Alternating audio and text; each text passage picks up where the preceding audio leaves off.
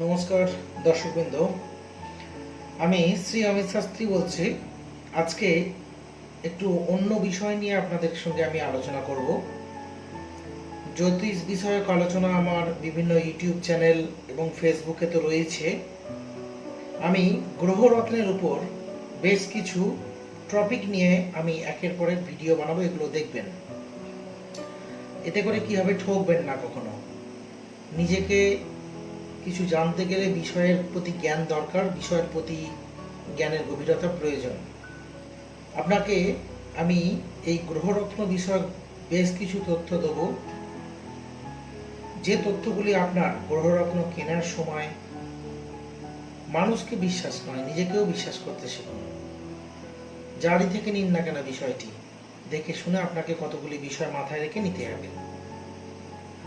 তো অ্যাকচুয়ালি জ্যোতিষের প্রতিকার হিসেবে কবচ, গ্রহরত্ন, মন্ত্রপাঠ, বিভিন্ন ধাতুর ব্যবহার রয়েছে। উৎকৃষ্টভাবে সেগুলি এবং যথাযথ রীতি মেনে যদি আমরা ব্যবহার করি, তাহলে আমাদের জীবনে আসবে সুখ, শান্তি, ঐতিহ্য। এগুলোকে জানতে হবে, বিষয়গুলি কি, কেমন ধরনের বিষয় আমি ব্যবহার করব, তার মধ্যে কার্যকরী কতটা ক্ষমতা রয়েছে, সেগুলো একটু জানার প্রয়োজন আছে। তো এই প্রসঙ্গে আমি গ্রহরত্নের বিষয়টিতে আসছি। অ্যাকচুয়ালি গ্রহরত্ন কি যদি আমি বলি, ইংরেজিতে a gemstone is a piece of mineral. বুঝছে, একটা জেমস্টোন খনিজের একটা অংশ, crystal, which is cut and polished from certain rocks।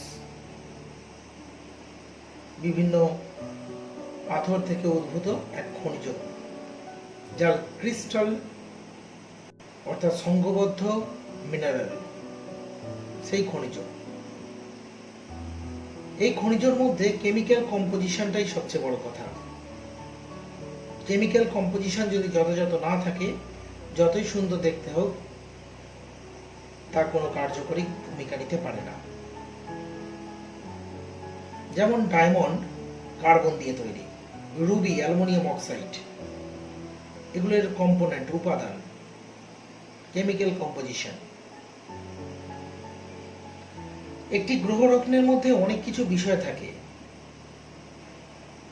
যেমন রিফ্র্যাক্টিভ ইন্ডেক্স থাকে, প্রতিসরাঙ্ক, ডিসপারশন থাকে, বিচ্ছুরণ ক্ষমতা, বিকিরণ ক্ষমতা, স্পেসিফিক গ্র্যাভিটি থাকে, আপেক্ষিক গুরুত্ব কতটা রয়েছে, হার্ডনেস থাকে, পাথরটির মধ্যে কাঠিন্যতা কতটা রয়েছে, ক্লিভেজ থাকে অর্থাৎ খাঁজ কেমন রয়েছে, ফ্র্যাকচার থাকে, ভেঙে যাওয়ার ভিতরে অংশ আছে কিনা, লাস্টার, দ্রুতি বা চাকচিক্য কেমন পাথরটি, এবং ন্যাচারাল ইনক্লুশনের ব্যাপার তো রয়েছে তার মধ্যে। এবার আমি যে এই বিষয়গুলি একের পর এক আলোচনা করলাম, এই রিফ্র্যাক্টিভ ইন্ডেক্সটা কি, অর্থাৎ বাংলায় যাকে আমরা বলছি প্রতিসরাঙ্ক। বলছে the ratio of velocity of light in a vacuum to its velocity in specified medium.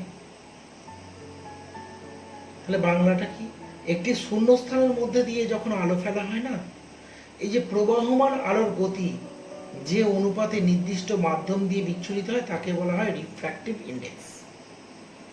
এক কথায় একে বলি আমরা ক্ল্যারিটি অফ স্টোন, কতটা সুন্দরভাবে বিচ্ছুরণ হচ্ছে। এবার আমি ডিসপারশনে আসি। বিচ্ছুরণ ক্ষমতা, বিকিরণ ক্ষমতাটা কেমন হওয়া প্রয়োজন? বলছে dispersion known as gemstone fire. Dispersion known as gemstone fire. বিচ্ছুরণ ক্ষমতা পাথরে যখন তার উপর লাইট ফেলা হয় না, যেমন ডায়মন্ডের উপর লাইট ফেলা হলে তার চাকচিক্যটা কত সুন্দর, তার লাইটের বিচ্ছুরণ ক্ষমতাটা কত সুন্দর, তা দেখি আমরা বুঝতে পারি। তাহলে একটা পাথরকে বিচ্ছুরণ ক্ষমতাশীল হতে হবে। যেমন আমি চিত্রটাতে দেখতে পাচ্ছেন, খোল হয়ে ঘুরছে স্টোনগুলি, তার বিচ্ছুরণ ক্ষমতাটা কত সুন্দর আমাদের চোখে লাগছে। এবার আসি স্পেসিফিক গ্র্যাভিটি, আপেক্ষিক গুরুত্বটা কেমন হওয়া দরকার। বলছে specific gravity is a way to express the relative density of a gemstone. অর্থাৎ আপেক্ষিক ঘনত্বটা কেমন রয়েছে পাথরের মধ্যে। এটা একটা ratio, density of gemstone to the due to density of water. Water base করে ক্রিস্টালটা কিভাবে গঠিত হয়েছে, কতটা ঘনত্বে গঠিত হয়েছে। এক্সাম্পল হিসেবে আমরা বলতে পারি, যেমন কোরান্ডাম গ্রুপে ইয়েলো আছে, ব্লু আছে, হোয়াইট আছে, পিঙ্ক আছে, পার্পল আছে, এগুলো সব সাফায়ার। যখন স্পেসিফিক গ্র্যাভিটি আমরা দেখব, দেখা যাবে সাফায়ার গ্রুপে 4 হয়েছে, ক্রিস্টাল ডায়মন্ডের হয়েছে 4, 3.5 to 4। এবার হার্ডনেস, আমরা যদি হার্ডনেসে যাই তাহলে কেমন। একটা হার্ডনেস বা কাঠিন্যতা কিন্তু জেমস্টোনের খুব গুরুত্বপূর্ণ বিষয়, মনে রাখার মতন। রত্নের এই যে রত্ন বিক্রি হয়, গ্রহরত্ন, এর কাঠিন্যতার উপর এই রত্নের গুণমান নির্ভর করে। এটি মোট স্কেলে মাপা হয়ে থাকে। ডায়মন্ডের যেমন হার্ডনেস 10, সাফায়ারের হার্ডনেস 9, টোপাজের 8, কোয়ার্জের 7 ইত্যাদি। এবার ক্লিভেজে যদি আমি আসি, রিপোর্টে এগুলো লেখা থাকে। ক্লিভেজ বলছে দুটি সমান্তরাল পারমাণবিক প্লেনের মধ্যে একটি স্ফটিকের বিভাজনকে বোঝায় ক্লিভেজ। এটি ফ্ল্যাট সারফেস হলে খুব ভালো হয়, কাটিংটা যদি ফ্ল্যাট হয় খুব ভালো হয়। কাটিং এর হাইট ভালো থাকে, ফ্ল্যাট যদি হয়, তাতে ক্রিস্টাল ব্রেক যদি না থাকে খুব ভালো হয়। এবার আমরা কিছু সময় দেখি gemstone fracture. Fracture is the way A mineral ব্রেকস other than along cleavage direction. Fracture এমনই একটা বিষয় পাথরের যে ক্রিস্টাল সংযুক্তিক সেটাকে গঠনটাকে ভেঙে দেয়। এর ফলে তার গুণগত মান কম হয়, কিন্তু অসাধু ব্যবসায়ীরা এই গুণগত মানকে না জেনেই বিক্রি করে দেন বেশি মূল্যে। তাই জেমস্টোন অবশ্যই ফ্র্যাকচার হলে হবে না, ভিতরে মাইক্রো ফ্র্যাকচার থাকলেও বিশেষত হবে না। এবার আসি ফিসারেস, কথাটা হচ্ছে ফিসুরেস এবং ফ্র্যাকচার। এই ফিসুরেসটা ব্যাপারটা কি বলছে, during a crystal growth by structure defects or may be tectonic activity during mineralization. খনিজকরণের সময় যখন আমরা টেকটনিক থিওরি জিওগ্রাফিতে দেখেছি কিভাবে সঞ্চালনের মাধ্যমে ভূমিকম্প হয়, আগ্নেয়গিরি থেকে অগ্নুৎপাত হয়। সেই টেকটনিক অ্যাক্টিভিটির ফলে কি হচ্ছে, যখন একটা ক্রিস্টাল গ্রোথ হচ্ছে, সেই স্ট্রাকচারের ভিতরে যে কোনোভাবে তাতে মোচড় থাকতে পারে, ডিফেক্ট হতে পারে, সেটা কি ফিসুরেস বলা হয়ে থাকে। আবার অনেক ক্ষেত্রে মেকানিক্যাল ড্যামেজের মাধ্যমে সেগুলো হয়। মূল খনিজ থেকে অনেক ক্ষেত্রে সেই খনিজগুলোকে নিয়ে আসার পথেও হতে পারে, কাটিং পলিশের সময়তেও আবার সেটা হতে পারে, যাকে বলা হয় ফিসুরেস। এগুলোকে ফিলিং করে বিক্রি করা হয়। তাই ফিসুরেস থেকে আপনারা অবশ্যই সাবধানে একটু থাকবেন। এবার আসি লাস্টার, বা যাকে আমরা দুটি বলছি, চাকচিক্য ব্যাপার। এটি কিন্তু পাথরের একটা বিশেষ গুণ। পাথরের দাম নির্ভর করে অনেক ক্ষেত্রে লাস্টারের উপর। লাস্টারের আবার বিভিন্ন ভাগ রয়েছে, ভিট্রিয়াস রয়েছে, এটি কাঁচের মতো স্বচ্ছ লাস্টার। তারপর হচ্ছে রিসাইনাস অর্থাৎ ভঙ্গু লাস্টার রয়েছে, পার্লি মতির মতো লাস্টার রয়েছে, গ্রেসারি তৈলাক্ত ভাব লাস্টার রয়েছে, সিল্কি রেশমি লাস্টার রয়েছে, অ্যাডামেন্টাইন অর্থাৎ অভেদ্য লাস্টার রয়েছে। যে বিভিন্ন রকমের লাস্টারের ভাগ রয়েছে। এই লাস্টারের বিষয়ের উপরে সমস্ত কিছু নির্ভর করে, একটা পাথর কত দাম হবে, কত কি হবে।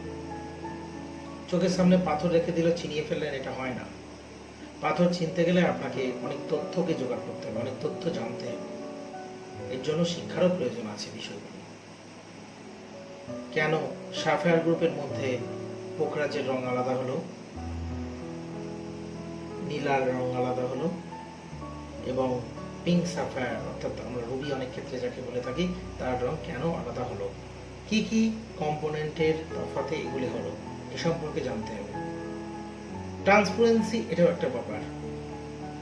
অপাক ট্রান্সপারেন্সি এবং ট্রান্সপারেন্ট, অস্বচ্ছ স্বচ্ছ, এগুলোও জানা দরকার। আবার অনেক ক্ষেত্রে কার্ডেতে থাকে দেখবেন অপটিক কারেক্টার, ডিআর এসআর।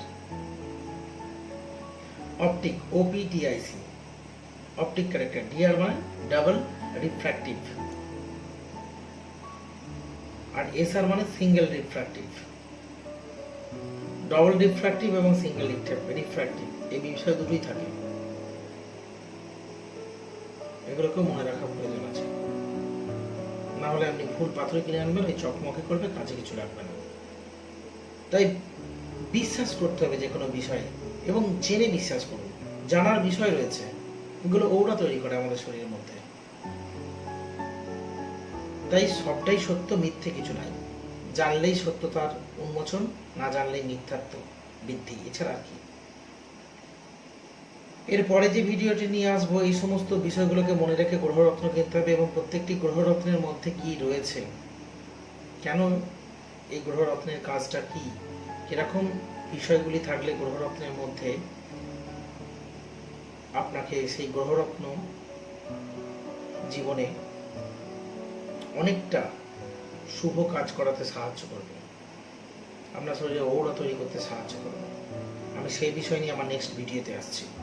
আপনারা মন দিয়ে দেখুন এবং সাবস্ক্রাইব করুন আমার ইউটিউব চ্যানেল এবং আমার ফেসবুক। এখন লকডাউনের জন্য সমস্ত চেম্বার বন্ধ আছে, আপনারা অনলাইন প্রেডিকশনের জন্য যোগাযোগ করে নিতে পারেন।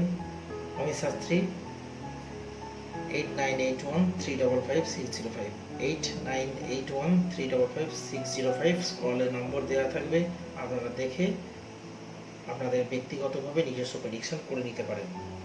নমস্কার, ভালো থাকবেন।